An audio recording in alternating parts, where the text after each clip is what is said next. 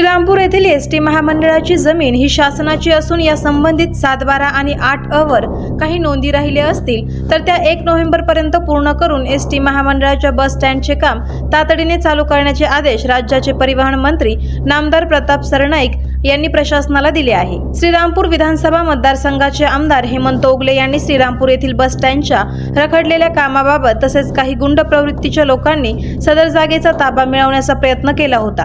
त्या अनुषंगाने तातडीने परिवहन मंत्री सरनाईक यांना पत्र लिहून बैठकीचे आयोजन करण्याचे विनंती केली होती। त्या अनुषंगाने आज मंत्रालय येथे परिवहन मंत्री सरनाईक यांच्या दालनामध्ये सदर बैठकीचे आयोजन करण्यात आले होते।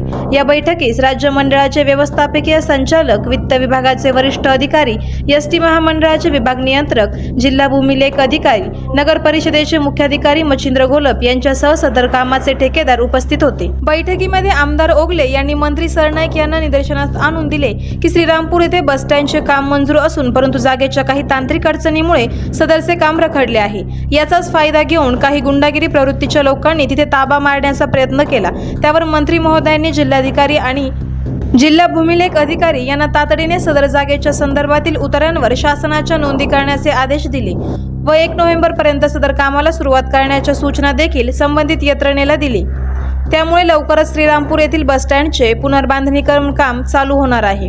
तसेच सदर कामात कुणी अडथळा निर्माण केल्यास संबंधितांवर तातडीने कायदेशीर कारवाई करून गुन्हे दाखल करण्याच्या सूचना जिल्हा पोलीस अधीक्षक यांना मंत्री महोदयांनी दिल्या आहेत। आमदार ओगले यांच्या सतर्कतेमुळे मोक्याच्या ठिकाणी असलेल्या शासकीय जागा बळकावण्याचा प्रयत्न फसला आहे।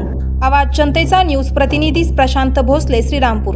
करायचं आहे लाईव्ह कार्यक्रम किंवा आहे कसले आंदोलन, जनसामान्यपर्यंत पोहोचेल आपला हक्काचा आवाज, आवाज जनतेचा। बातमी व जाहिरातीसाठी संपर्क करा स्क्रीनवर दिलेल्या नंबरवर।